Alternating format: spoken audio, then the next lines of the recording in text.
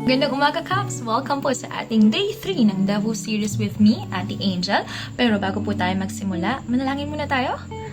Panginoon, marami pong salamat sa umaga na ito. Salamat sa panibagong lakas, sa panibagong pag-asa na patuloy niyo pong ibinibigay sa bawat isa. Salamat po na muli niyo kami binigyan ng pagkakataon na makapag-aral ng iyong salita, makapagnilay-nilay at makapagbulay-bulay po. Salamat po sa panibagong panahon at pagkakataon. Dalangin po namin na patuloy niyo buksan ang aming mga puso at tanggapin po namin ang inyong mga ituturo sa amin sa araw na ito, sa aming pong Devo Series na ito. Lord, continue to guide us. Gabayan niyo po ang bawat isa sa mga papasok sa trabaho, sa papasok sa eskwelahan. Ikaw, Panginoon, ang gumabay po sa amin. Salamat po sa lahat ng pagpapala na patuloy niyong ipinagkakaloob sa amin. Ang lahat po ng ito ay sa inyo namin idinadalangin sa pangalan ni Jesus. Amen! Ngayon pong Day 3 ng ating Devo Series, ito po ay pinamagatan kong Nakatatag sa Panalangin. Ang ating pong text ay matatagpuan mula sa Juan 15:7 at ito po ang sinasabi. Kung nananatili kayo sa akin at nananatili sa inyo ang aking mga salita, hingin ninyo ang anumang nais ninyo at matutupad iyon para sa inyo. Sa ating pang-araw-araw na buhay, napakaraming tukso, hamon ang sumasalubong sa atin. Pag-aalala, takot, pagod, at pananalig na nasusubok.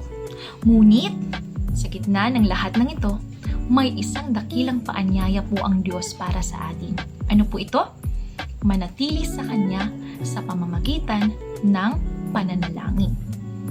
Ang 1:15:7 po ay nagmumukhahi na ang panalangin ay hindi lamang panandalian paghingi, kundi isang malalim na ugnayan na nagpapatatag sa atin at nagbubukas ng pintuan sa pakikipagkomunikasyon sa Diyos. Sa araw po na ito, ating pagnilayan ang kahulugan ng nakatatag sa panalangin. Hindi dahil walang bagyo sa paligid, kundi dahil buhay ang ating pakikipag-ugnayan kay Kristo. Ang panalangin po ay parang ugat na dumudugtong sa atin kay Kristo. Kung tayo ay nananalangin, nananatili tayo konektado sa Kanyang presensya at kapangyarihan. Lagi nating tatandaan na ang panalangin ay hindi lang paghingi, kundi pakikipag-ugnayan sa Diyos. Sa paraan na ito, mas nagiging malalim ang ating relasyon kay Kristo. Hindi laging masaya ang buhay. Darating ang pagkakataon na tayo ay susubukin, ngunit tayo ay hindi matitinag sapagkat ang taong nakatatag sa panalangin ay may kapayapaan kahit sa gitna ng kaguluhan. At kung pakiramdam mo ay hindi naririnig ng Diyos ang mga panalangin mo, diyan ka nagkakamali, kapatid. Sa kadahilanang ang Diyos ay laging handang makinig at sumagot sa tamang oras. At hinihikayat rin po ang bawat isa na magtakda din tayo ng oras araw-araw.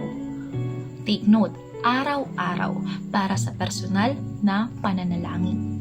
Saan mang dako at anumang oras, pagkakataon at sitwasyon sa ating buhay, maaari tayong manalangin at tumawag sa pangalan ni Kristo.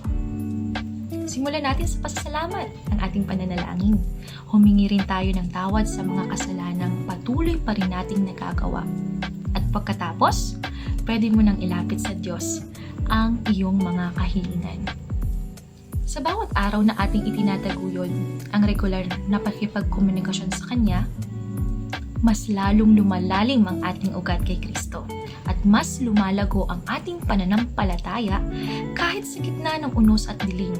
Ang taong may matibay na panalangin ay hindi basta natitinag, sapagkat ang kanyang kapanatagan ay nagmumula sa kanyang mapagkakatiwalaang presensya.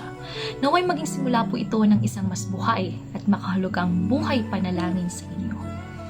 At nais ko pong iwanan ang dalawang katanungan na ito para po mas mapag-aralan pa po natin o makapagbulay-bulay pa po tayo ng salita ng ating Panginoon sa araw na ito. Una, consistent ba ang aking oras ng pananalangin?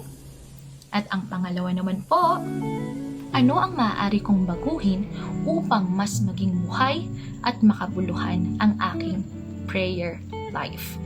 Ayun lamang po, Caps, ay dalangin ko po na mas maglaan pa tayo ng oras sa pananalangin sa ating Panginoon. Kung nakakapaglaan ka ng maraming oras kakascroll sa social media, I hope priority mo ang makapaglaan ng oras para makapanalangin sa ating Panginoon. Kaya naman po, sa susunod na araw, magkita-kita po muli tayo para sa ating Day 4 ng Devo series po natin. At ngayon po, let us also end this Devo series with a short prayer.